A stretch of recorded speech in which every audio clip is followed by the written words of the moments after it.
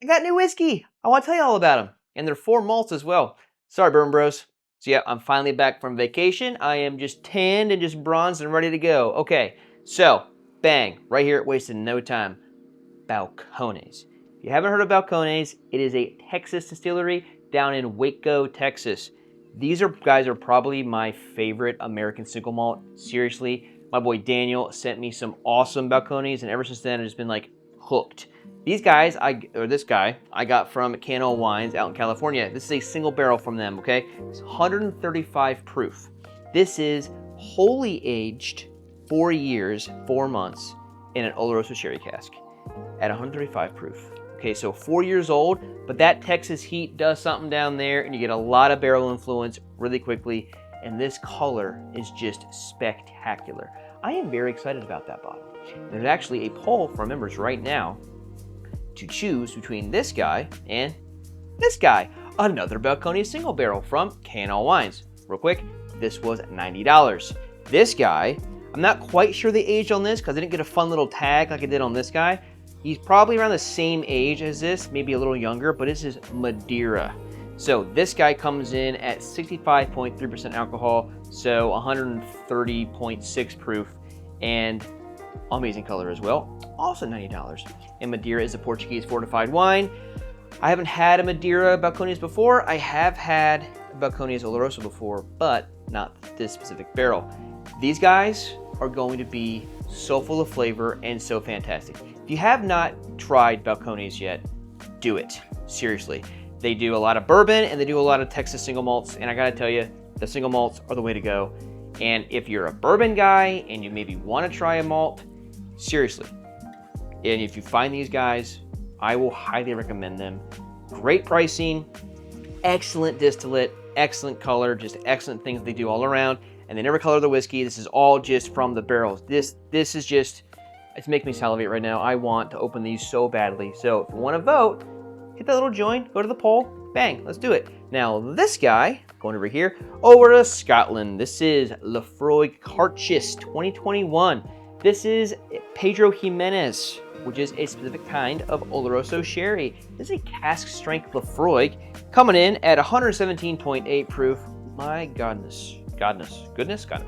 I was down in North Carolina for my vacation, and as you know, or maybe not know, it is a controlled state, which means prices are generally not terrible. I was very surprised to see a decent Scotch selection down near the beach I was at in North Carolina. This one I found near Ocean Isle Beach, and it was $110. And if I see Carchis around my parts of Maryland, it's kind of like boop, boop, boop, boop, or I don't see them at all. This is actually the first Carchis that I purchased, and I'm pumped about this, okay? I have a cask strength Laphroaig. As one of the news videos I put out, I'll put the video up here, the lower cask strength I was curious about, but I found this instead. And honestly, I think I'm a little more pumped about this. I do like me some peated sherry, and this one just caught my eye, and it was a good price, so I kind of couldn't say no to that. And the last one I got, boink, the Scotch Malt Whisky Society. Now, you don't know anything about them. They are a bottler that does a lot of stuff. They do a lot of wort whiskey, a lot of Scotch, obviously, bourbon, American stuff, everything. I even have some Balcones from Scotch Malt Whisky Society over here. But they were doing a $50 off Scotch month, Scotch week, whatever they were doing. So I got this guy for under $100 before shipping, which is phenomenal. Now, if you don't know what they do, they code their distilleries and they do fun little names. So this one is called Mingle into Darkness. This is cask number 78.84. Distillery is Ben Nevis, a Highland distillery. Haven't heard about Ben Nevis? Look them up. This would be my first Ben Nevis that I've had and purchased at the same time, which is great. But I will say, it is almost as high proof as this Texas malt over here. It is 67.3% alcohol. And this guy is 10 years old. And it is 2 casks. The initial cask was ex Oloroso butt, and then the second was a second heavy toast medium char punchin.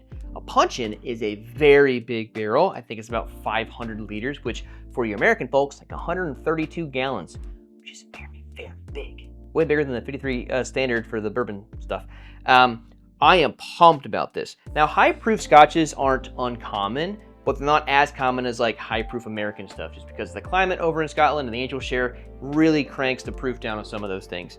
So this will be my first Ben Nevis, as I said before, and I I'm very pumped about this. Now, I want to know, have you had any of these four, well, maybe not these, because these are from K&L Wines, but, or any Balcones in general, I would love to know what your guys' favorite one is. Have you had the Laphroaig Cartridge PX Sherry, cast strength, or you've had a Ben Nevis, and tell me, am I going to like Ben Nevis? My favorite Highland distillery is Edgewood, as we all know. I don't hide it, and why would I? They're amazing. So, if you know Ben Nevis more than me, which I know zero about it, let me know. I'm curious about this. But there is a quick new haul video, and actually I do have one more. I'll make the Bourbon Bros happy. I got one more I actually got in North Carolina. 1 second. Bang, there we go. We got a Bardstown Bottled in Bond. This guy was only 50 bucks, which it's the only reason I got it, really, because it was a good price. I've seen this up around my parts, way higher than that. Now, Bardstown is a pretty new distillery, but this guy is a 6-year-old Bottled in Bond. The mash bill is 68% corn, 20% wheat, and 12% malted barley. And I gotta say, it's kind of meh.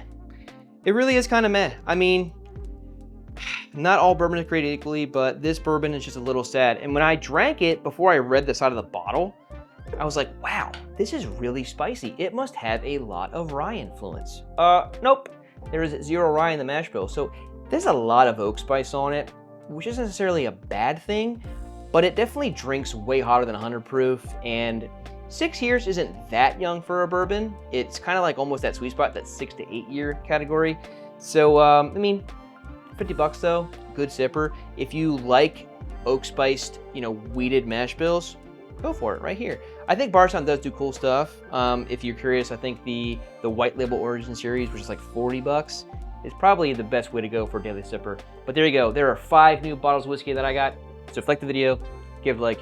If you aren't subscribed yet, consider doing so. It's the best way to support me. But as always, see you guys next time, and cheers.